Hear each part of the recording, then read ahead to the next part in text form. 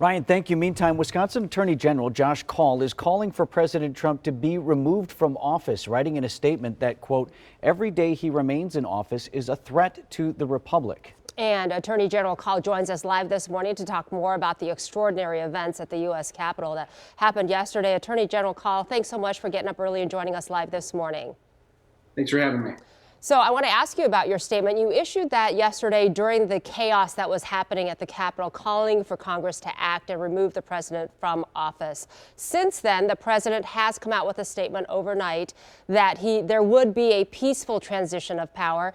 Congress did its thing, confirming the election. Do you still stand by your statement that Congress should remove the president?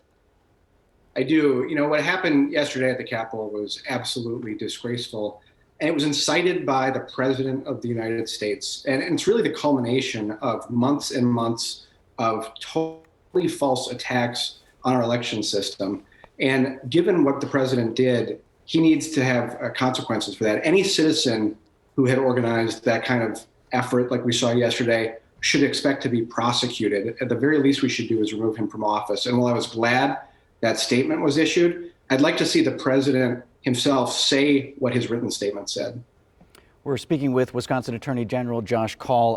Mr. Attorney General, we are going to hear from Senator Ron Johnson in a moment, who continues to insist there are unresolved questions about the 2020 election. Let's focus on Wisconsin. Among the irregularities that I hear cited often, the extraordinary number of absentee voters who declared indefinite confinement, the currently pending case before the state Supreme Court regarding the purge of voter rolls that did not happen.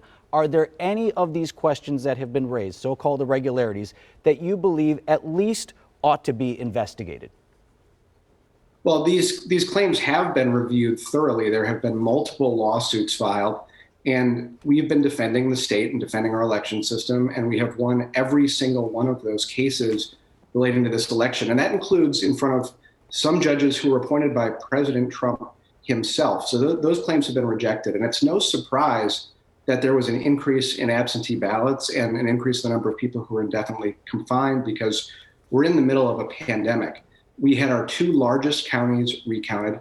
There's just absolutely no question about the validity of the election. And the president, or Senator Johnson, who you mentioned is coming on, they're doing a grave disservice to the country and our democracy by continuing to spread these false attacks. This really boils down to voter fraud McCarthyism, and it needs to stop.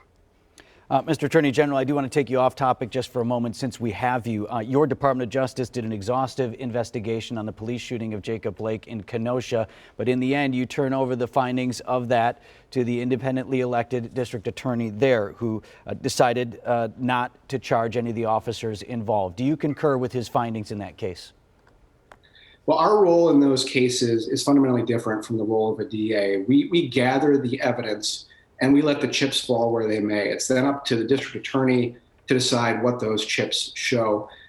We don't make factual findings and we don't make a prosecutorial recommendation. But what I will say is that we do need criminal justice reform. We have staggering and unacceptable racial disparities in our system, and we need to make sure that our system is equitable and that we reduce the number of officer-involved critical incidents.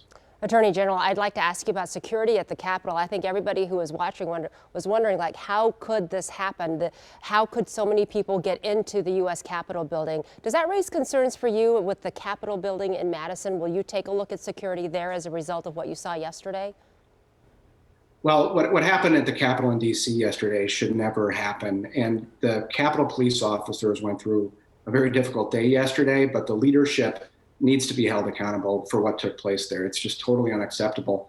I have a lot of confidence in the Capitol Police here in Wisconsin, and I'm confident that they are both taking appropriate measures and will look at what happened in D.C. and make sure that they learn from that so that we're more secure than we have been before in Wisconsin. Attorney General Josh Kaul, appreciate your time this morning, sir.